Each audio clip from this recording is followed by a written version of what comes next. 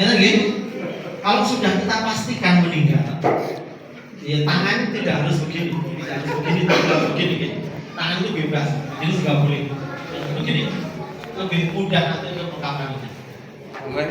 Sudah dipastikan meninggal dunia, seperti tadi disiapkan yang untuk memandikan. Langkah yang pertama tadi apa? Bersihkan dulu kotorannya dengan cairan pembersih. Setelah selesai, maka kita kemudian mendudukkan setengah duduk. Itu contohnya mas. Nggak boleh dulu lah mayatnya. Masih lama mas. Ini untuk menuntaskan kotoran yang ada di perut. Caranya bagaimana? Orang gemir ini kok ada caranya. Caranya ini didorong ke kanan dulu. Ampun gitu pak. Didorong ke kanan dulu, kemudian dituju ke bawah. Dorong ke kanan, ke bawah. Ada teman yang lain nanti mungkin yang mengguyur. Sama saja, berarti sama saja. Ada yang bagian mengguyur. Dan ketika jenengan membersihkan itu dengan pakai sarung tangan, juga pakai lap, jangan tangan langsung, pakai lap. Itu ditekan, perutnya ditekan. Yang ditekan-tekan begini, ditekan begini, ditekan begini. Biar kotorannya keluar. Ada sebagian itu yang ambil kotorannya banyak banget. Nah, terus diguyur, bersihkan.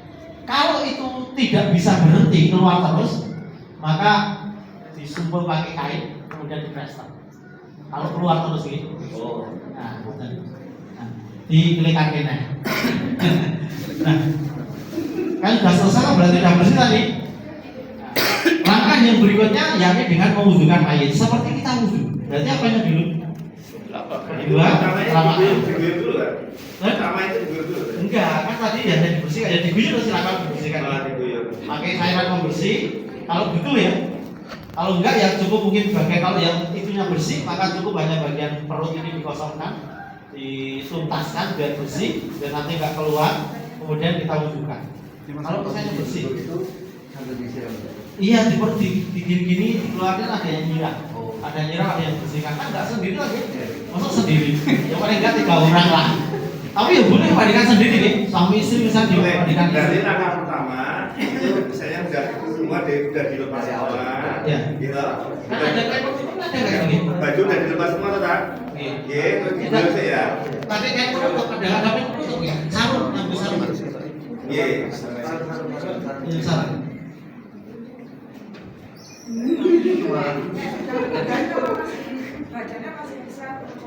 Nah, nanti kan diangkat. Jadi pertama ya bajunya dilepas. Dulu ya, betul.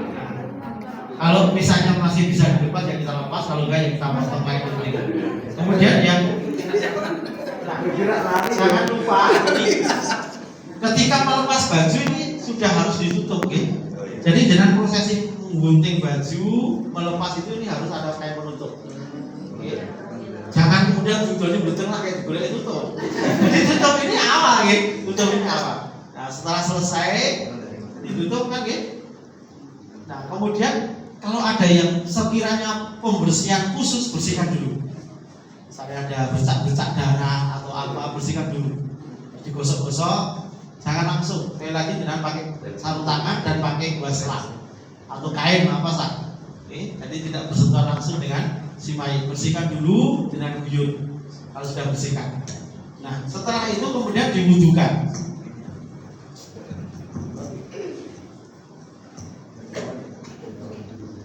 Dari awal terus. Yang mana? Oh. Kalau sudah tubuhnya bersih, kita Pak, aku Pak.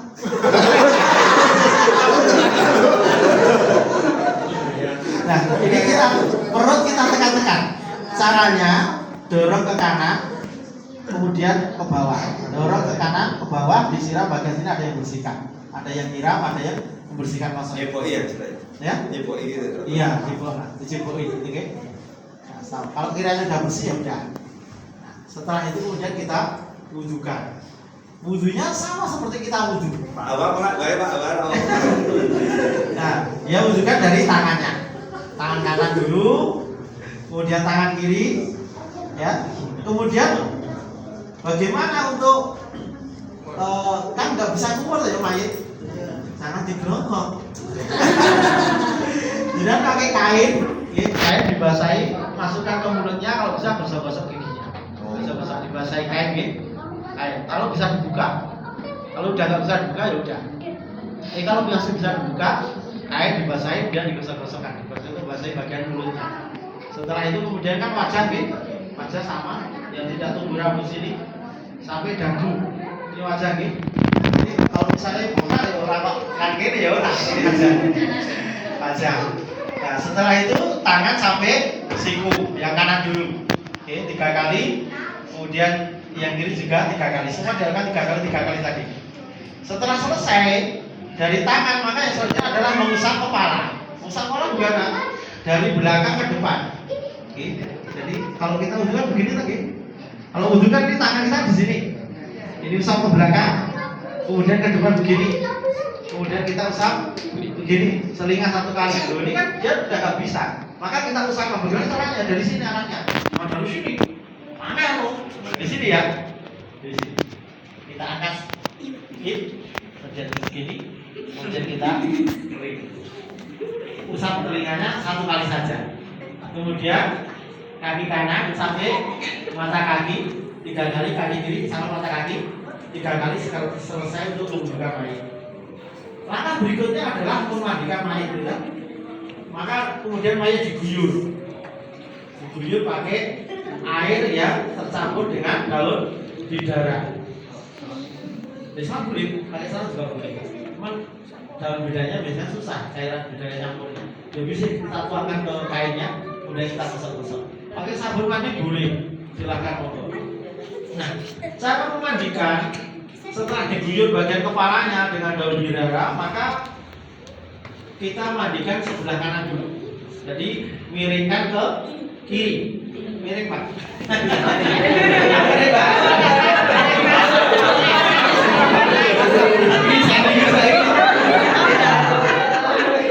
Guyur ini 3 kali sama digosok-gosok ini. Ingat pakai sarung tangan sama pakai kain, jangan langsung ke kulit dan jangan terlalu keras. Jangan terlalu keras, harus pelan-pelan. Bersihkan, guyur lagi sampai ganjil 3 kali, kalau perlu 5 ya 5, kalau perlu 7 ya 7. Ganjilkan. Setelah kanan selesai, baru kemudian yang kiri. Tapi ingat ya, kain penutup ini nggak boleh terbuka, oke? Kalau misalnya ini diangkat, dibutuh untuk diangkat sedikit ya diangkat sedikit, ada sana 1, sini 1, mengangkat sini bagian gosok ini dibeli. Ini rasa tinggal. Dengan dasar kan diangkat loh. Makanya untuk menyimpan nilai bakal kan diangkat sedikitnya tuh kan, boleh kan? Nah, ini kok ada yang angkat 1, ini angkat 1, diguyurkan, gosok-gosok. Kalau di bawah di atas sana juga angkat ya, airnya ini nggak nyampe. Yang penting ini tidak sampai terbuka auratnya. Kemudian setelah itu bagian kiri, miringkan ke sini, miringkan ke sini. Apa tuh? Kan ada simbolnya ya, kan harus ada yang pegangin. Nah, diguyur air, digosok-gosok sampai ya. Kalau sini tadi misalnya 3 kali ya kan, yang kiri juga 3 kali. Dahulukan yang kanan sebelum yang 3 orang cukup. Jangan terlalu banyak tapi. Kalau banyak tidak dikira diri. 3 kali, 3 orang, 4 orang cukup. Kalau terlalu banyak, karena kalau terlalu banyak nanti malah mengganggu. Jadi ada yang nyiram, ada yang angkat-angkat untuk mengganggu. Setelah selesai maka guyuran yang terakhir adalah kalau sudah selesai itu guyuran yang terakhir adalah dengan air yang dicampur dengan kapur barus. Dan setelah guyuran pakai kapur barus dari atas sampai dari sini kanan dulu, terus sini kiri, sama gitu seperti tadi ya, 1 kali cukup lah. Nah, setelah selesai maka nggak boleh diguyur dengan air lagi. Terakhir itu adalah air yang dicampur dengan kapur barus karena itu sebagai antiseptik. Gitu. Kalau jangan guyur air lagi ya mau doain ya. Sama saja. dicampur kapur terus ya. Ya, seperti giliran halus, halus, campur, diaduk-aduk, biar Fungsinya itu tadi sebagai untuk antiseptik.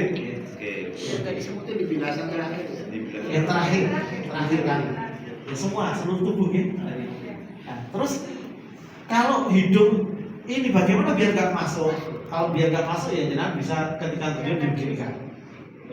Jangan begini langsung guyu dong. Atau mulutnya juga jangan sampai kau buka guyu ya jangan.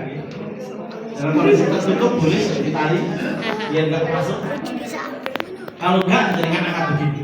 Kalau angkat begini kan otomatis nanti akan tidak masuk. Diangkat sedikit kepalanya. Itu memudahkan dalam proses memandikan jenazah. Gampang tadi? Aku.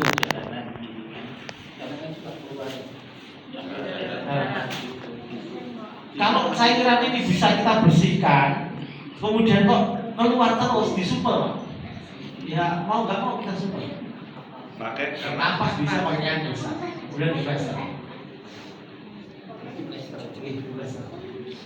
Kalau dia keluar terus lagi, kan ada sebagian seperti itu. Terpaksa dia terpaksa kondisi darurat. Itu tanya kan kalau seandainya tadi nggak ada dan udara kan berarti di awal membersihkan tadi kan langsung disabun ya, pakai sabun. Boleh? Pembersihan pertama itu nggak ada dan udara, dan pakai air bersih dengan langsung disabun 3 kali. Boleh nih, pakai sabun boleh 3 kali, atau 5 kali, atau 7 kali, atau 9 kali silahkan sesuai kebutuhan. daun bidara ini. Dan udara sih ini jadinya itu Punya itu yang depannya itu ya. Nah. Oh, sini banyak. Tapi itu ya, daun bidara diambil, diremet-remet atau di blender terserah, diambil airnya diperes. Oh iya. Di satu paketan Paket yang sudah kita ada siapkan daun bidara. sudah ada daun bidaranya. Gitu Pak, sudah ada Pak ya. Sudah Atau ada saya mana? sebelumnya. Sudah ada. Ini daun bidara kering kan sih? Oke. Nah, sudah tumbuh sudah kan termasuk ya? kita dari Sudah ada tersiap. termasuk. Oh, tinggal Tapi kalau Baru bisa sudah dengan ada. jangan yang pakai kering gini biasanya boleh kerangkul genting malah. Oh iya. Genting dengan pakai daun bidara yang masih hijau dengan remet-remet, disaring pakai kain atau pakai saringan santan, ambil airnya dicampur dengan air yang bersih. Oh berarti kan kita yang banyak kan di masyarakat itu kan daun itu ya, yang itu terus dicemplungin aja. Nah, itu sebenarnya gini apa contohnya? Nah itu yang makanya dijadikan dan fungsi jenengan itu. sebagai pembersih, makanya dia di remet-remet atau di blender terserah, kemudian disaring airnya, dikasih air, disaring, dicampur. Oh iya iya.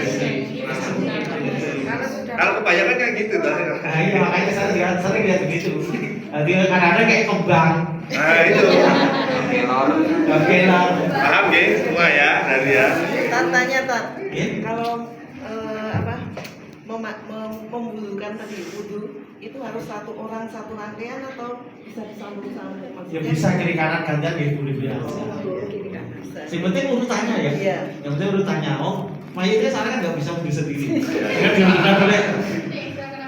Misalnya dari warna aku kalau orang iso, kalau orang segini rawowo. Yang penting urutannya kanan dulu baru kiri. Jangan bareng-bareng ke isi-isian rayaan ya jangan.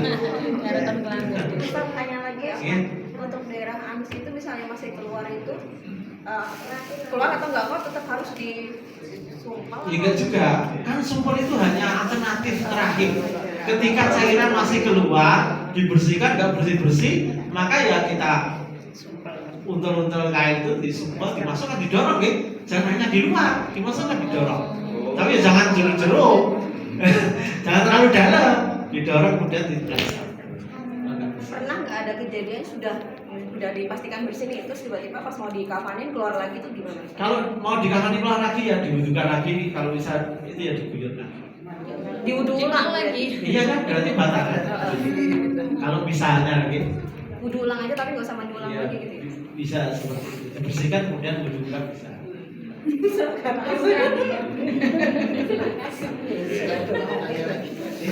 Mana pertimbangan yang ketiga ini bisa misalnya di rumah sakit gitu kan ya tenaga medis kan sudah berpengalaman gitu ya. Padahal kalau melakukan cara keluarga di rumah atau yang di rumah sakit yang bisa menghindari itu kan pilihan Pak, pilihan gitu. Nah, jangan lebih marah pengen mengurus sendiri ya. Saya kira dimandikan sendiri lebih utama kalau kita tahu itu. Kan kita nggak tahu mandikan rumah sakit itu siapa yang memandikan. Ya sebenarnya sudah ada prosedurnya. Ini apakah kemudian dia memperhatikan sapinya atau hanya disemprot wis? Ya walaupun asalnya disemprot pengaduan, awalnya terus kabeh tidak cukup. Asalnya gitu, jangan tegel ya. Dia inovasi corona wedi semprot pengaduan selesai. Karena kalau sudah basah seluruh tubuh, maka itu namanya mandi besar dan asalnya seperti itu. Tetapi kalau kita memiliki sunahnya ya dengan urutan-urutan seperti yang kita terangkan. Nah, kalau sudah selesai keringkan dengan handuk kering, berarti dulu handuk. Kemudian kain ini ganti dengan kain yang baru. Pasang dulu di atasnya, ada yang mengambil bawahnya, ganti kain yang kering. Kemudian pindahkan ke tempat mengkafani jenazah. Jadi idealnya ada yang memandikan, ada yang mempersiapkan kafan. Jangan sampai sing ngedusi yaitu yang memandikan, yaitu kan repot, waktunya terlalu lama. Masa gitu? Kita mulai mengkafani gitu. Nah, aturan kafan Bapak Ibu, aturan kafan itu intinya membalut seluruh tubuh, maka itu sudah sah. Yang penting terbalut seluruh tubuhnya. Nah, jadi kafan itu dibutuhkan kain yang cukup. Kalau kita membeli di tempat-tempat toko kain kafan itu biasanya hanya 90 cm ya, atau mungkin 100-110 cm. Nah, idealnya kata Syekh Abdul Rahman Al-Ghaif itu idealnya kain kafan itu lebarnya mengikuti lebar badan. Jadi misalnya ini 50 cm kira-kira. Berarti berapa lebar kain kafan yang dibutuhkan? 150 cm. 3 kali lebar badan sehingga nanti sempurna untuk menutupi. Hanya 2 kali jelas kurang nanti. 3 kali dari lebar badan. Berarti ini 50 cm maka usahakan kainnya 150 cm. Kalau lebar badannya 70 cm ya yang 2 meter paling enggak biar nanti bisa menutup seluruh aurat. Kemudian panjangnya bagaimana? Panjang kain kafan itu kira-kira misalnya ini panjangnya 150 cm misalnya. Jangan tambahkan 50 cm nanti untuk tali atas dan tali bawah. Kalau panjangnya 180 ya jangan sisakan 60 cm untuk tali atas dan bawah. Kalau panjangnya 120 ya tambahin 40 cm. Kira-kira seperti itu gitu. Ini teknis sendiri tapi nggak baku. Sekali lagi teknis biar kita memudahkan untuk mengurusi pengkafannya mandi. Jadi usahakan kain kafannya yang lebar, jangan yang terlalu sempit. Soalnya sempit itu nanti pakainya kain 3 tetapi seperti satu, ya kan? Soalnya apa? Dari sini ini nggak nutup, tambah sini nggak nutup, tambah sini baru bisa nutup. Makanya kalau bisa usahakan kain kafan lebar. Tapi kalau ini lebar ini kayaknya 1,5 ini. Cukup. Jadi kalau ya turun dulu Pak. Enakan tidur.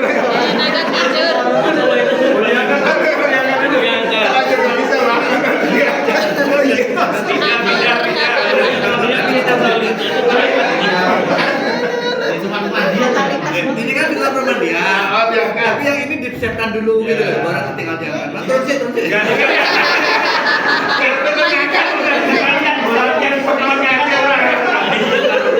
Jadi tempat pemandikan sama tempat pengkamar jangan sama loh kan? Harus beda rumahnya. Ini dipersiapkan dulu. Ya, yang pertama siapkan talinya. Tali ini terlalu kecil nih, gitu. Ini terlalu kecil nih. Paling enggak, jadi kan tali itu sekitar lebar 5-7 cm lah. Ini terlalu kecil, jadi terlalu nyisep. Karena kadang-kadang orang itu angkat jenazah itu kadang-kadang diangkat gini aja. Jadi kalau ininya nggak kuat malah pedot. Berapa cm? 5-7. Dan sekitar 7 cm bisa. Makin lebar. Ya kan jangan terlalu lebar, itu masuk sambil nari. Nah, yang utama adalah atas dan bawah. Jelas ya, bagian kepala dan bagian kaki. 7 ya tak? Nggak harus 7. Usahakan ganjil lah, sunahnya ganjil. 5 juga boleh ya. 5 juga boleh. Kalau memang butuhnya 3 ya 3 saja. Misalnya jenazah ini kecil nih. Adik-adik begini, butuhnya 3 ya udah 3 aja, nggak usah 7. Oke, yang malah. Buat malah gitu. Ustaz, tanya lagi dong. Iya, betul. Untuk ngangkat jenazah wanita gitu, misalnya di situ yang mandi cuma ada 3, kebetulan jenazahnya besar gitu, itu bisa boleh minta tolong laki-laki ngangkat atau tetap harus wanita yang ngangkat? Ya kalau kiranya ngangkatnya berat ya jangan minta tolong laki-laki yang masih ada hubungan mahram lagi. Misalkan yang ada masih ada hubungan mahram kalau memang berat. Ya kan? Kalau lagi asing. Kita pakai 5 saja gitu, 5 saja. Enggak usah 7, 5. Jadi yang pertama adalah kain tali, yang kedua kain. Ini saya nggak tahu ini udah dipotong semua ini. Ini kain bergaris apa sebenarnya bergarisnya ini kurang jelas ini ya. Ini kurang jelas. Harusnya kain bergarisnya yang jelas. Kalau ada. Kalau jenengan pakai satu kain yang bergaris jangan ditaruh paling luar. Ya. Di yang pertama atau yang kedua. Berarti ini jangan di paling luar. Yang bergaris. Kita pakai yang polos yang luar. Oh, jenengan nenek mayat korek. Kalau pakai kain yang bergaris. Kalau karena ini lebar, maka kita gampang. Taruh kira-kira mencukupi, diperkirakan nanti atasnya seberapa, bawahnya berapa, ini karena sudah diukur kan gampang. Jalan-jalan. Yang kedua, gini Pak, setelah ini kayak kata dibentangkan, dikasih minyak wangi dulu, semprot dulu. Semprot minyak wangi. Nyong-nyong. Jangan pakai minyak selimpi ya. Jadi uang ambune. Jadi dhewe apa mau minyak selimpi. Kalau bisa ya jangan pakai minyak selimpi lah. Masuk zaman sekarang minyak selimpi. Minyak wangi ya. Bulgari. Ya, Bulgari. Setiap kali tambahin kain kafan langsung dikasih minyak wangi ya. Setiap kain kafan dikasih minyak wangi. Nah ini yang lorek-lorek itu bisa tengah, bisa yang paling atas. Jangan di luar, karena kalau yang paling bawah nanti di luar jadi bocah. 3 lapis. Agak membelakang atau bawah sedikit. Kok banyak ya? 3 lapis. Kan 3 lapis gitu. Sunahnya 3 lapis. Laki-laki. Tapi kalau satu lapis, laki-laki perempuan asalnya sama. Tidak ada bedanya kata Syekh Albani rahimahullah. Beliau mengatakan pengkafanan jenazah laki-laki dan perempuan itu sama dengan 3 lapis. Tetapi ada juga hadis yang diperselisihkan oleh para ulama bahwasanya wanita dikafani dengan 5 lapis. Nanti kita contohkan ya seperti apa yang 5 lapis. Ini untuk laki-laki dulu gitu. Untuk laki-laki dulu. Lalu kalau sudah siap seperti ini, baru kemudian jenazah dipindahkan. Ustaz, ada yang mau tanya Pak. Kalau biasanya diganti pakai kain ikhram itu boleh? Ya boleh, kain aja, yang penting kain gitu. Mau putih itu sunnah kok gitu, sunnah. Mau kain itu boleh bisa. Jadi tidak ada batasan kain harus kain belacu atau kain katun. Selama itu kain bisa menutup. Terus bagaimana mengkafani? Maka dahulukan yang sebelah kanan. Kiri Kanan. kanan saya. Bingung saya tadinya. Nah, kanannya bagaimana tangannya? Tangannya itu sebenarnya boleh begini, boleh kan? Yang seperti ini ya. Tapi kalau di Saudi biasanya seperti ini. Dan ini lebih mudah untuk mengkafani, jadi malah debes. Tapi Tidak harus dilakukan. nggak harus dilakukan. Tapi nek jenengan kira-kira udah diprotes ngomong kan? Kok ora disedekahkan lagi tapi yang ora salat. Ya boleh lah disedekahkan ya boleh. Kalau disedekahkan biasanya kan gampang lepas jadi kata. Nah, Pak Awam ini apa Pak? Terus Kasihan kepada dia. ditali. Kalau pengen biar nggak lepas kan ditali. Terasa ditali sakit. Nah, kalau sekiranya dari jalan dubur ini keluar cairan sudah di antisipasi seperti itu, kemudian bawahnya dengan lapisi pakai kapas yang gulungan, jangan kapas kecantikan itu. Kapas yang gulungan, jadi sebelum ditaruh, kalau kiranya itu kira-kira nanti mau mengeluarkan cairan, boleh dikasih kapas, kasih minyak wangi sama rambut barus di bawahnya. Atas begini juga boleh dikasih untuk menutupi aurat biar tidak menonjol. Pakai seperti itu. Kalau pampers ya boleh. Pampers boleh. Pampers boleh silakan. Sekarang paling gampang pakai pampers ini. Ya jadi masalah bagaimana kalau nggak ada pempes kemudian dikhawatirkan untuk keluar, jadi kan bikinkan apa itu kayak popok itu namanya. Oh iya. Ya, bikin seperti popok itu nggak ada kain sing dipotong potong ya. Jadi kan ukur kira-kira 25 cm. Kira-kira 25 cm sepanjang 90 cm atau 60 cm boleh. Nanti ditaruh bawah kain tipis itu ditaruh begini kemudian ditali. Ya. Kayak popok bayi. Kalau misalnya kayak kalau pempes boleh. Kalau sekarang pakai pempes lebih gampang. Jadi kalau pempes ya ojo pempes yang dilebokke kon. Sangat ya ini aja ya kalau ketatnya jadi gampang pakainya. Tapi dalam posisi yang seperti ini ketika kita mau buka manis boleh dari pempes. Nah, pempes boleh. Boleh. Nah, dalam kondisi seperti ini pemindahan dari tempat mandi tadi, ingat kain penutup aurat harus tutup gitu. Di sana itu seperti ini masih ditutup auratnya, aurat dibuka betul.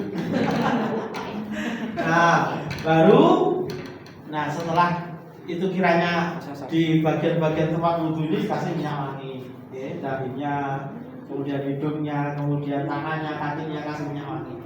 Ya bagian misalnya telinga apa mau dikasih apa silakan, nggak dikasih juga ada apa-apa. Kalau misalnya itu keluar darah, ya silakan jangan kasih kapas. Kalau enggak, ya enggak dikasih apa-apa. Enggak harus pakai kapas. Jadi kalau kemudian kita tutup begini kan, kanan dulu nih, kanan dulu, begini. Ini buka lah ya. Wah ini bapaknya ngomong langsung sedih. Nah, ini masih Udah cukup. Bapaknya itu gede 110. Jadi tadi rumusnya ya, nek jenengan pengen sempurna itu rumusnya 3 kali lebar badan. Nek 60 ya 180. Kalau 50 150. Ini gede ganti kemarin yang kecil. Yang kecil enggak gede. Yang kecil. Ini kecil.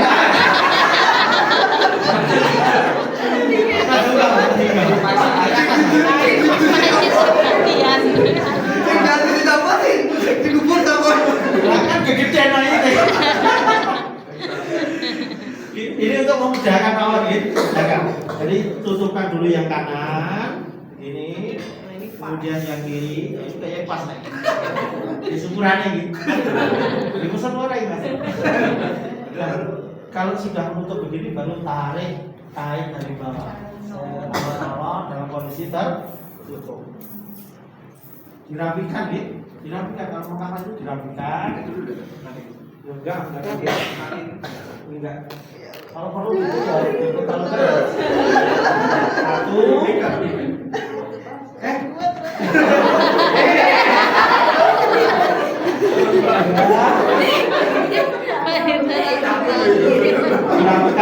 Dirapikan, ditarik-tarik, dirapikan.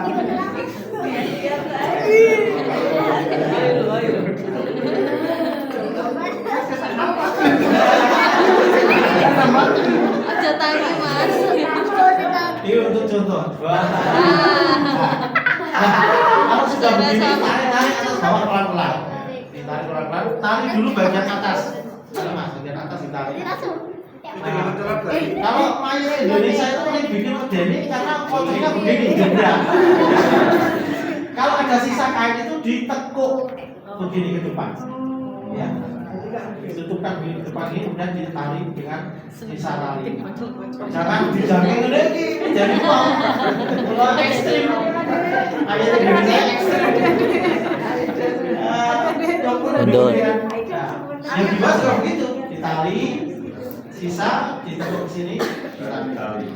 Baru kemudian ini ditali, talinya di sebelah kiri. Kiri. Nanti kalau misalnya mau dilepas biar gampang. Kalau nggak dilepas gimana ya nggak apa-apa, nggak dilepas, nggak harus dilepas. Juli. Itu hanya kurofat itu deh, kurofat. Kira-kira dibuat timbang. Nek boleh dewi. Seringkali kejum kalau mayat ya, gulungnya ditekak. Sebenarnya nggak harus gulung ya. Jadi kan di sini nggak apa-apa, nggak harus gulung. Kok sakit men mati ditekak. Kejum. Ngafani ke jemur dari dulu. Ditekak gitu. Yang begini kalau sudah kenceng seperti itu sudah cukup. Atau begini.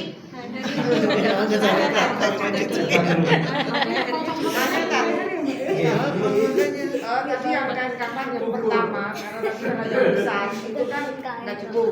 Apa enggak kainnya agak Boleh ya. diiringkan sana. Itu teknis kalau misalnya nggak cukup, ini nanti diiringkan tengah geser sebelah kiri sebelah kiri. miring-miring gitu loh. Itu kalau kayak gitu, tapi usahakan. Makanya jenengan ya ada sih bakal kayak mori rapopo. Ini peluang loh ini. Itu oke loh ini bisnis kain mori. Kain mori yang syar'i dengan berbagai ukuran. Peluang bisnis begini. Nah, ini kalau yang model 3 lapis. Bagaimana kalau yang perempuan yang ingin 5 lapis? Perempuan ini bedanya yang pertama, kalau mainnya perempuan maka dia di kepang 3. Ini dijungkati di kepang 3, 1 tengah, 2 sampai, kemudian ditaruh ke belakang. Ini kalau mainnya wanita. Kalau jenengan pengen Ustaz, yang saya ulangi sedikit lagi yang kemana? tadi. Kalau mayatnya perempuan, dia disisiri rambutnya di kepang 3. Kepang 3 tepat. Terus kepang 3 Oh iya. di kelaban. Iya. Bagian tengah sampai kanan sampai kiri. Kalau sudah selesai di belakangkan. Kalau yang putri ya. Kalau yang putri, kalau putra ya rasa. Kalau putra gondrong ya rasa. Oh, rambutnya bukan di kelabang. Jangan gitu. Itu harus dipakai karet. Ya, sunahnya begitu, sunahnya begitu. Kalau mayatnya wanita. Nah, terus kalau dia mau pakai 5 lapis, bagaimana caranya? Kok Mas benar ganti tuh? Bagaimana caranya? Yang pertama jenengan siapkan baju kurung. Oke. Baju kurung itu diukur dari pundak sampai betis, dikalikan 2. Mulai jenengan butuh meteran, ya. Butuh meteran. Misalnya jadi misalnya ini jaraknya 120, berarti 240. Nanti ditekuk seperti ini untuk baju kurung. Kemudian tengahnya jenengan bolong untuk bagian kepala. Itu baju kurungnya. Kemudian kerudungnya dengan kain begini kotak, bisa 90 bisa, misalnya semeter juga bisa, dibentuk kotak nanti ditaruh di atas misalnya ini, soalnya nggak ada yang dipotong misalnya. Yang paket untuk muslimah ada tak? Oh itu tuh. Ada. Oh, gitu. Yang satunya. Yang untuk tutup kepala ada juga. Nah, ini pun dipotong.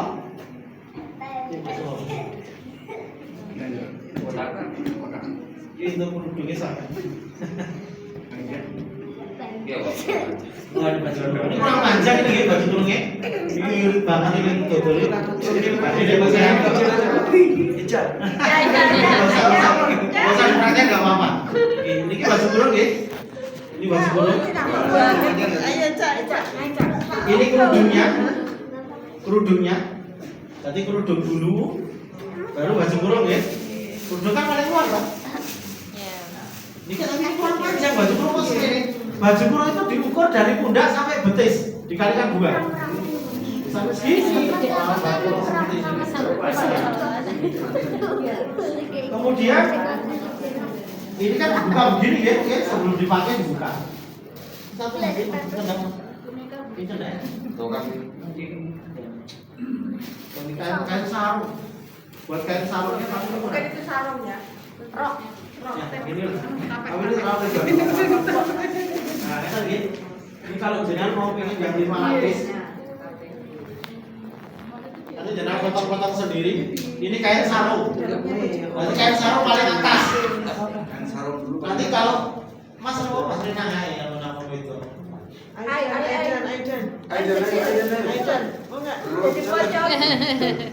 Jadi ini kain sarung ditutup begini, lihat kain sarungnya tertutup. Kalau mau ditambah pakai kelompok ya silakan, kalau dibuka, kalau nggak perlu ya terus. Terus ini kan ditidurkan, ini dimasukkan ke kepalanya. Ini kan? Ini terdekat sampai di sini. Kemudian ini kain kerudung di ngetok ya. Ngetok ya. Rasa ditemui tani. Mau dibuka lah ngetok. Nah setelah itu kemudian baru ditutup pakai ini, kemudian diikat seperti tadi. Oke, jadi kalau misalnya jenengan pakai 5 lapis, yang pertama jenengan siapkan kain kerudung sekitar ukuran 90 kali 90. Kemudian jenengan siapkan baju kurung dibolongi tengah itu ukuran gede sekiranya sesah gitu. Diukur nanti diukur gitu, diukur dengan ketentuan panjang sekitar mriki sampai betis, jangan terlalu pendek. Kemudian kain sarung sekitar ukuran 90 kali 150 lah. Jadi 90 lebarnya bisa nanti untuk bagian bawah. Jadi perkirakan dengan itu keliti wonge dhuwur apa cendek, yang kira-kira oke kain sarung sekian. Jadi jenengan butuh apa niku meteran. Sehingga kalau sistem seperti ini kain kafan perempuan lebih panjang dari kain kafan laki-laki, jenengan mungkin akan menghabiskan sekitar 11 meter untuk perempuan. Tapi untuk laki-laki sekitar 7,5 itu sudah cukup. 7,5 meter itu kalau laki-laki sudah cukup. Misalnya dia udah butuh kayak kafan 3, kemudian tali, kemudian kalau butuh popok, udah bisa saja. 7,5 meter sudah cukup untuk laki-laki. Kalau dia tingginya standar, ini duri orang meter setengah ya cukup. Jadi menyesuaikan ya. Makanya jenengan beli kain kafan itu nek iso gulungan. Jadi nanti dihitung ukur sebenarnya kebutuhannya berapa baru dipotong. Ustaz mau nanya, kalau apa sih namanya pakai kapas itu mananya aja? Kapas ya bagian-bagian yang misalnya mata, telinga, terus bagian depan apa kemaluan, terus bagian bawah bokong. Pakainya jangan kapas kecantikan ya. Karena pakainya sini pakai kapas ya. Kalau daerah sini pakai kapas kecantikan dikasih minyak wangi.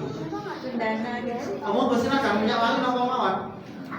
Kalau mau minyak wangi yang mahal gue ya sudah.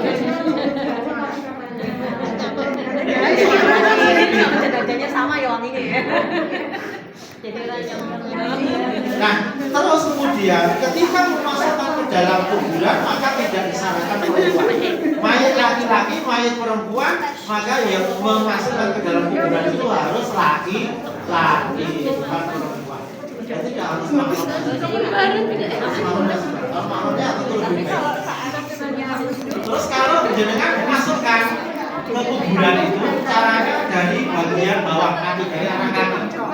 Jadi dari anak kaki diterima sana, baru nanti ditaruh dimiringkan. Kalau dia lahat miring ke sana berarti kemudian ditatain kayu atau pakai batu bisa, atau pakai semen di kotak-kotak bisa, baru kemudian ditutup.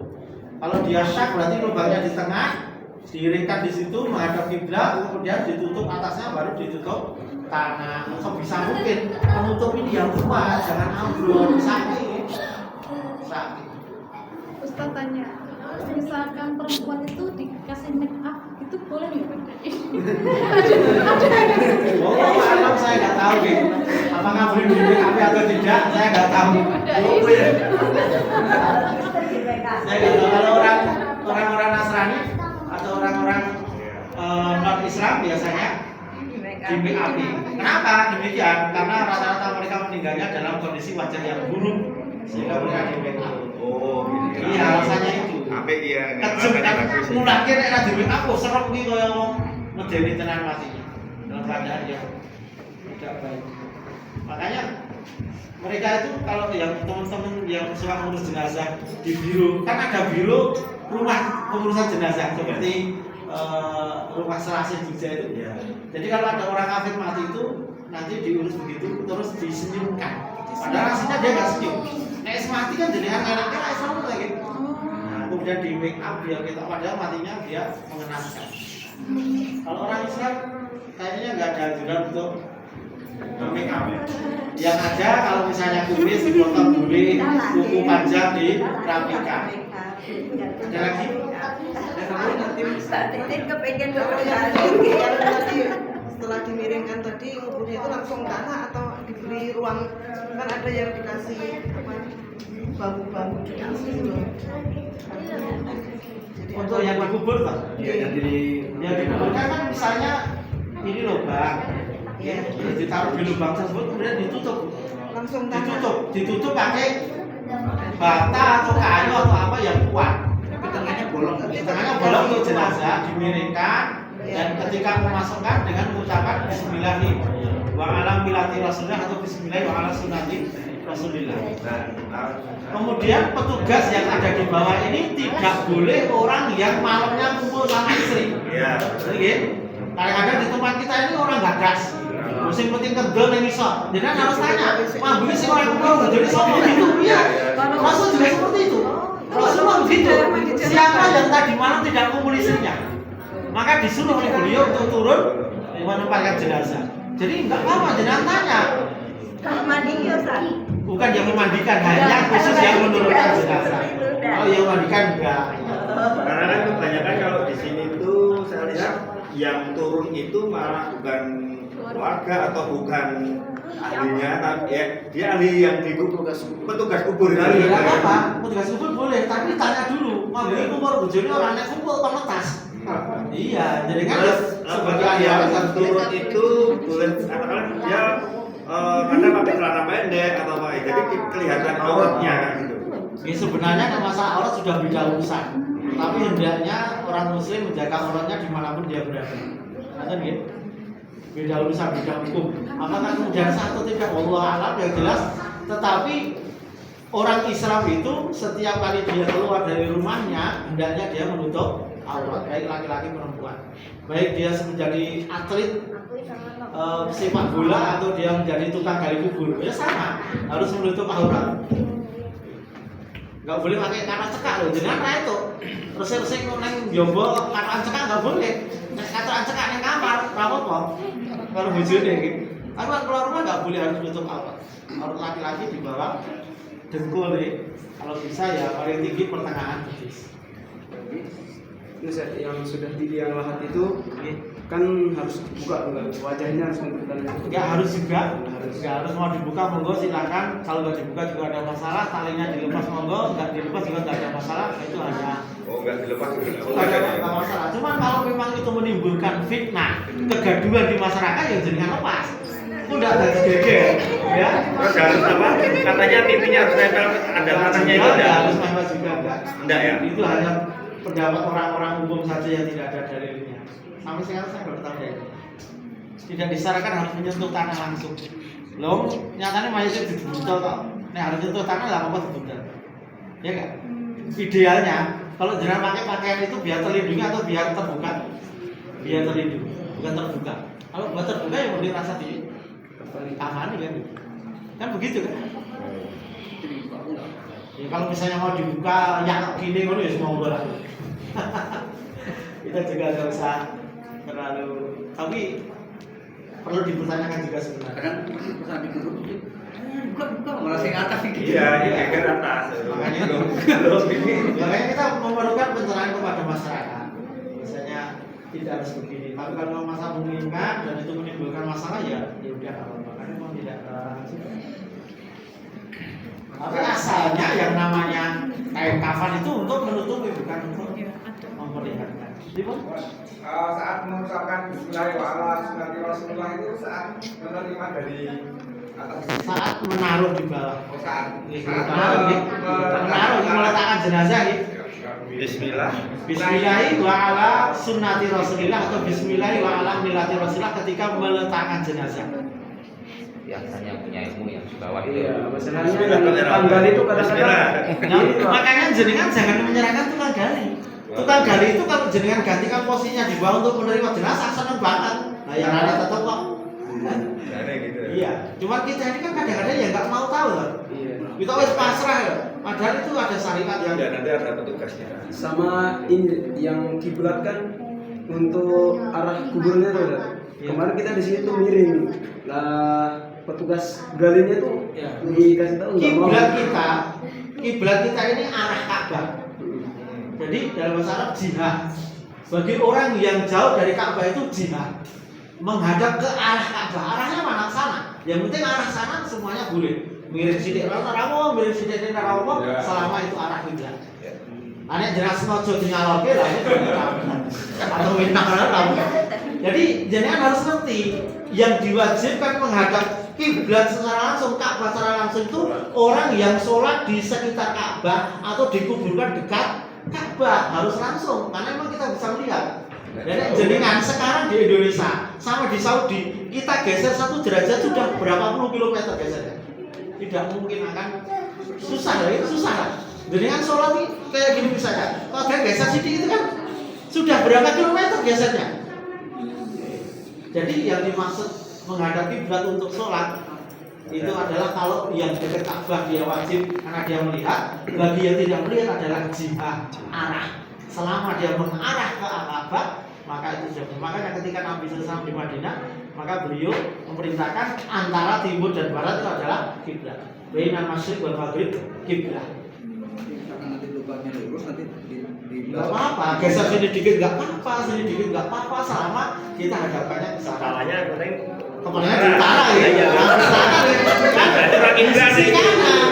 Kan tadi itu aja kiblat. Diterangkan tadi di sisi kanan, jangan di sisi kiri. Ya benar. Kalau kalau ada kiblat tapi sisi kiri. Kalau ini sisi kanan. Kalau sisi kanan enggak bisa di. Karena di Merapi Merbabu itu arahnya dulu tidak utara ini. Jadi arahnya itu ke sana. Semenjak dari PM3 ada pesantren Merapi Merbabu ada, terus Ustaz yang meninggal kemarin itu terus sekarang udah di ini kan cuma dari namanya juga belum tahu ya, belum tahu nggak ada masalah, namanya orang nggak tahu. Jangankan itu di sini, saudara-saudara kita yang nenek moyang kita yang dulu di migrasikan ke daerah mana itu Suriname. Sampai hari ini kayaknya masih ada mereka yang sholatnya menghadap ke arah barat. Padahal Suriname itu berada di sisi barat, Ka'bah harusnya menghadap ke arah timur. Kok begitu? Lalu aku sholatnya gitu. Dan itu diceritakan oleh beberapa asatidz kita yang di Madinah, ada yang dari Suriname cerita seperti itu. Di sana masih ada orang yang kolot dari Indonesia itu seperti itu, sholatnya mulur. Padahal harusnya menghadap ke arah timur. Jadi itu memang masih ada ya, seperti itu. Tapi kalau sudah punya ilmunya ya jangan kita menyelisihi. Kamu yang lain? Kalau jenazahnya wanita terus saat mau dikuburkan kan mau dibuka dulu karena ada keluarga yang baru datang pengen melihat gitu. Silakan kalau mau apakah melihat, yang bukan muhrimnya tidak boleh melihat? Kadang ada yang bukan muhrimnya nggak boleh, yang boleh melihat hanya yang muhrim karena dia sudah suci kayak gitu. Wajah itu kan umum, wajah ya. Karena ketika Nabi memerintahkan hendaknya menutup semuanya kecuali wajah dan telapak tangan. Jadi kalau hanya wajah wajah. Makanya tadi kenapa kalau kita ini tidak boleh wanita dimandikan laki-laki, dan sebaliknya karena ada aurat yang ada di sana. Mencium orang meninggal boleh nggak? Boleh, silakan. Tapi kalau menggauli nggak boleh. Mencium orang meninggal boleh, dengan istrinya atau suaminya atau saudaranya, adiknya, anaknya sebelum dikuburkan mau cium boleh-boleh aja. Ya jangan pakai tradisi apa itu? Brobosan.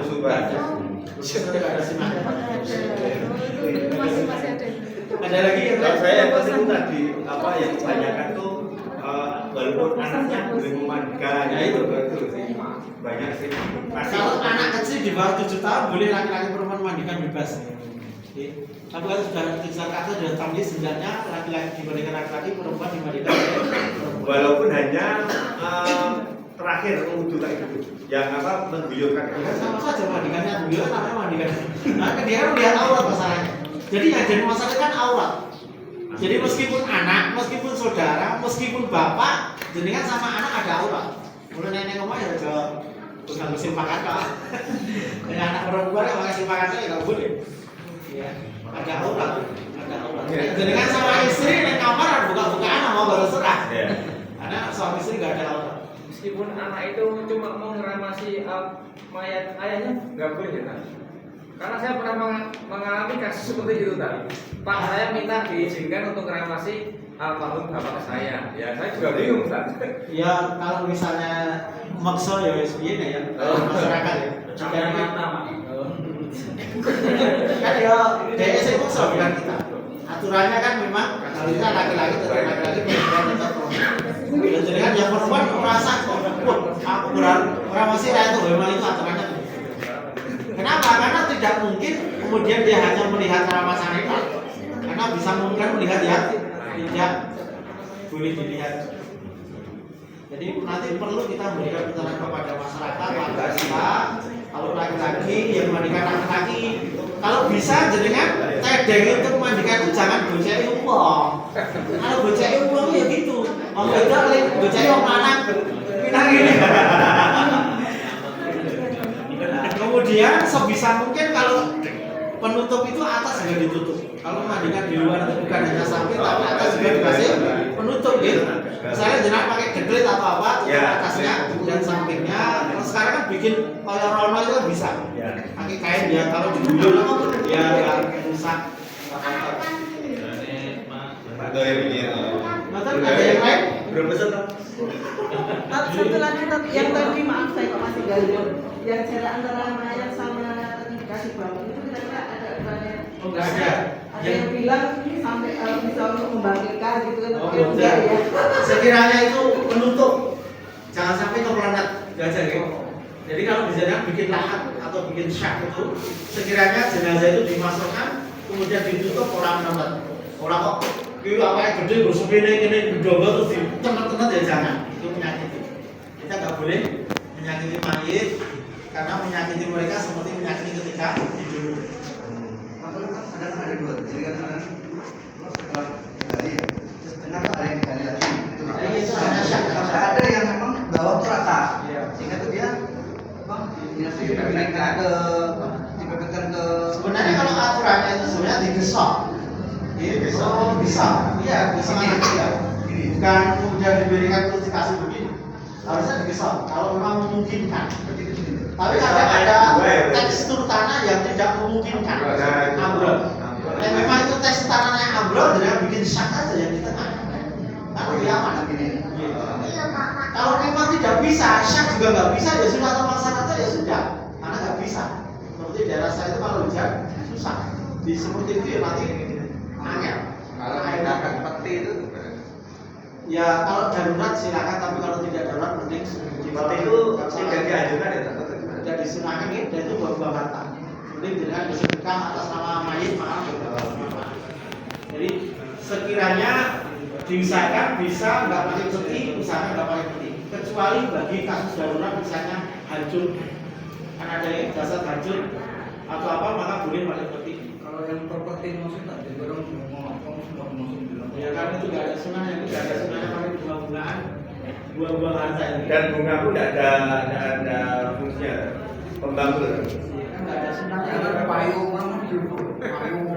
Itu hanya tradisi. Jadi itu tradisi yang dipercayai oleh orang-orang Hindu Buddha. Iya. Asalnya dari tradisi mereka yang kemudian diadopsi oleh orang Islam. Betul kan kita gimana? Ya wes dicegurke, duruki pendem, dipuntuk sekira-kira sejengkal, kemudian kasih tanda batu di atas atau dua boleh, sudah selesai. Dan itu yang disunahkan. Jangan digicing, jangan dikasih macam-macam, apa bunga, amrotan, ditanami pohon, sente, atau mungkin di apa itu ditanami pelepah kurma, boleh pelepah kurma pengarang, nggak boleh ya, nggak boleh. Kenapa demikian? Kalau Rasulullah dulu pernah praktek ditanami pelepah kurma, karena Rasul dikabarkan bahwasanya si penghuni kebun ini sedang diazab. Lalu jenengan orang itu berita langit, wong lagi diazab, kok jenengan tujuh sih biar tidak diazab, tapi jenengan ngarani sih selagane, berarti bapak-bapak pun diazab ini. Ya kan ngarani di sini. Apalagi sekarang kita tulis SMP lah. Atau Kamboja atau yang lainnya ada senang. Kata gitu. Pakai azan ya Pak. Oh, azan dan iqamah itu syariat untuk sholat. Berarti tidak ada ya? Ya, azan dan iqamah itu syariat untuk sholat. Azan dan iqamah untuk bayi bagaimana? Memang itu dikuatkan oleh ayat Al-Qur'an, tetapi didalilkan oleh para ulama. Jadi bayi juga tidak ada syariat azan dan iqamah. Karena azan dan iqamah itu panggilan untuk sholat.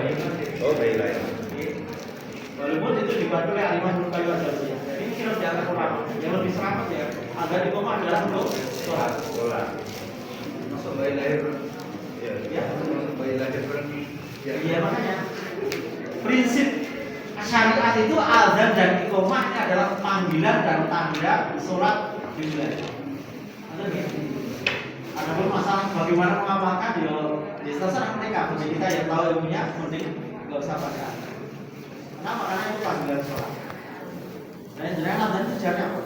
Sholat. Bukan ada di Panggilan kuburan. sholat. Oh iya, itu makanya. Kan ini bukan untuk kita sekarang harus cerdas nih. Jangan kemudian ada orang mengamalkan langsung semua kita tiru. Kita tanya dulu, loh kenapa ada azan? Alasannya apa? Dalilnya mana? Disunahkan atau enggak? Kalau enggak ada ya jangan, enggak usah. Lu kayak kucing, wae kubur kayak kucing. Lah emang syariat itu seperti itu mau diapain? Iya kan? Mau diapain? Oh ditinggalin tinggalan oke barang kok. Gur dinten nek ora digawe apa iki? Candi. Nah, memang itu sia-sia daripada gue gawe candi jutaan. Tentu saya itu ada gedungnya kan marmer itu 30 juta coba. Nah, gua bisa sedekah kayak makan miskin manfaatnya kan juga ini sumur. Jadi itu bermanfaat bagi mayit ketika jenengan Jadi yang membagikan mas sedekah untuk mayit itu bermanfaat dan ada dalil. Boleh nih. tanda kerajaan. Atas nama mayit boleh. Ibu meninggal sedekah atas nama beliau boleh. Bapaknya meninggal boleh. Bermanfaat. Ini tentang azan tadi itu kan nggak mungkin kita langsung pas ketika itu kita diminta azan. Dalilnya mana? Iya, saya ini kan di sini. Saya terang-terangan. Kalau kita keadaan mendarat apa ketika dikubur itu kan kadang-kadang langsung diazanin mas kan nggak mungkin kita Menolak. Kita bisa menjelaskan. Kalau menjelaskan bukan terus dalil bukan. Biar kita kalau kita menangkin perdebatan maka kita tanyakan dalilnya mana, tujuannya apa. Tapi kalau yang namanya di masyarakat kan berdakwah dengan cara hikmah, sampaikan dengan cara yang lemah lembut, bukan sandiadani, bukan yang sadari untuk Halus ya. dengan cara yang baik. Tapi kalau memang pihak keluarga mengajarkan silakan, tapi kita enggak. Berarti kalau mau ada yang ada monggo, silakan gitu aja. Menolaknya seperti itu. Kan itu urusan dia. Tapi kalau kita yang tahu ya jangan ikut-ikut gitu. Iya. Tapi kalau urusan ada orang yang masa itu udah silakan, mau kemudian video atau di jangan ya jangan. Enggak pernah yang namanya ahli sunnah itu Karena salah satunya itu mungkin bisa kita terapkan dalam karena pengurus-pengurus untuk makam muslim ini kan ya kita semua ini. Nah ini nanti mungkin bisa itu bisa diterapkan di makam muslim yang baru itu. Aturan-aturan yang sesuai dengan syariat jangan kita ngeyel ya nanti kita pelan-pelan ya monggo makanya ada gitu aja ya. Sebelum dengan itu aksi dengan benar dilakukan. Bukumu nganggur orang. Buku apa? Mengundang atau dengan ada takmir yang menyampaikan Maksudnya bapakmu bahwasanya jalan. aturan itu seperti ini. Ada yang belum kebagi. Jadi kami selaku pengurus akan Tak orang melakukan aturan tersebut. Ya, ora apa-apa. Kalau memang ada yang nggak mau ikut aturan, nggak mau silakan. Ini Siono tuh. Allah saja nggak Ora ono, Jan. apalagi kita. Ya terserah. Tak pres. Allah nggak masalah. itu Teh ragu, pakai jadi nggak masalah. minta. Kita hanya menyampaikan, diterima monggo, tidak diterima ya silakan dilaksanakan silakan, nggak mau melaksanakan ya silakan itu urusan masing-masing. Tapi Kalau tugas kita menyampaikan. apa? Kalau kita sudah tahu mengamalkan. Mungkin ada yang lain? Simbah. Atau ada yang kurang? Tanya kan, Gitu. kalau misalnya ada orang yang meninggal misalnya suami istri atau orang tua dan anak itu boleh dikubur dalam satu lubang atau tidak. Kemudian yang kedua kalau misalnya yang mati syahid itu kan tidak dimandikan ya, bukan dikafani atau tidak. Kalau mati saya tidak dibandingkan langsung dikuburkan dengan apa yang ada. Kemudian bagaimana dengan menguburkan satu lahan? Kalau sekiranya bisa di masing-masing maka kuburkan masing-masing. Kalau sekiranya tidak bisa ya boleh. Ya, boleh dikuburkan dalam satu lahan beberapa jenazah mungkin dalam kasus COVID-19 misalnya. Duduk kalau bego, ditotok, kurungi. Karena memang kasusnya banyak sekali orang yang tinggal di dunia. Ya. Kalau itu tadi suami istri tadi Misalnya misalnya anak-anak saya nggak tahu ya. enggak aja suaminya dosen terus baru istrinya meninggal. Sebenarnya lahannya masih banyak, tapi dia aku pengen satu lubang dengan suami istri kayak gitu loh. semati gitu. Kan ada seperti itu tak? Di Saya seperti baru itu. tahu ini. Baru tahu bahwa Arab saya nggak ngerti. Tahu ya? Seperti itu. Asalnya satu orang itu dikuburkan di satu tempat masing-masing, kecuali darurat karena banyaknya yang meninggal, tenaganya yang sedikit terbatas, maka boleh dikuburkan beberapa mayat itu pun nanti yang diutamakan yang paling bagus bacaan Al-Quran. kemudian sholat boleh sholat banyak nih, banyak jenazah boleh. Tetapi lebih utama sebenarnya sekali satu jenazah lebih besar. Tapi kalau banyak jenazahnya ya udah ibaratkan yang paling depan adalah orang yang paling utama, laki-laki. Kemudian anak-anak laki-laki, kemudian baru perempuan dewasa, kemudian anak perempuan. Kalau itu jenazahnya dengan urutan ya tersendiri. Laki-laki kan sejajar kepala, berarti laki-laki dengan anak laki-laki kepalanya sejajar. Kemudian perempuan kan sholatnya sejajar tengah badan, maka berarti nanti wanitanya diletakkan di paling kiblat sana, daerah sana, tapi tengah perut perempuan ini sejajar dengan kepala laki tempat imam. Lagi Itu kalau sholat banyak. Tapi kalau dikuburkan dalam satu rasa isi hidup semati, wallah saya nggak ngerti. Mungkin ada ya, mungkin ya. Mungkin Ya itu makanya. Berarti satu lagi ya, apa nek makam muslim kan satu, kemudian sekali itu sudah penuh kan kembali di yang pertama. Punya gambar enggak? Oh, maksudnya di Brunei loh. Itu termasuk ini tadi enggak? Maksudnya jadi satu lubang di dua mayat. Wallah alam saya nggak ngerti ya. Saya nggak ngerti yang jelas nek Indonesia ini ya apa ditumpuk-tumpuk. Kecuali mungkin kalau nanti darurat nggak ada ya. Sekiranya emang nggak ada tempat ya Allah silakan. Tapi kalau masih ada pilihan tempat ya ngapain ditumpuk-tumpuk? Karena apa? Karena kan makam itu kan ya orang dihilangkan gitu. Setelah orang meninggal dunia kan dia tidak bisa hilangkan. Sebagaimana di kuburan bagi misalnya. Sampai sekarang kan masih ada juga. Walaupun kita nggak kenal ini kuburannya siapa. Kalau misalnya itu sudah nggak terurus, hilang, kemudian buat lagi ya mau silakan. Tapi kalau masih ada tempat maka carilah tempat yang lama. Kalau nggak ada yang itu berarti kan sudah tidak ya, maksudnya dengan kondisi seperti itu berarti itu sudah termasuk nggak tutup ya. Ya, kalau sudah nggak ada lahan. Ya, jadi kalian ini misalnya hanya begini lubang pertama, kemudian di satu mayat, yang kedua sampingnya, terusnya kemudian ini sudah perlu semua nih. Kemudian ada yang meninggal lagi, diulang ke lubang pertama lagi. Itu kan berarti tidak termasuk di satu lubang namanya. Itu sudah beda, jangan waktu. Cuman kalau jenengan menggali kubur, kemudian jangan menemukan, ya jangan dibuang. Tetap dijaga biar di situ nih. Biar di situ jangan dijaga. Kalau jenengan pindahkan ya harus dipindahkan dengan cara yang baik. Ditempatkan di tempat yang baik, jangan kemudian diucapin buat diobong atau bukan kadang-kadang seperti itu loh ya. Menggali kubur itu nemu balok itu malah juga kok. Oh, bodoh kiri kan. Barangkali ada yang seperti itu kan. Jadi kalau jangan menemukan yang itu dasar dari tanah yang kita merasakan itu adalah tulang manusia, kembalikan lagi ke tanah. Jangan dibuang, jangan kemudian tidak dikuburkan. Untuk menjaga kehormatan mereka. Kalau sudah hancur. Namun di 10. Oke, demikian Bapak Ibu yang saya hormati. Alhamdulillah saya di fikih panitia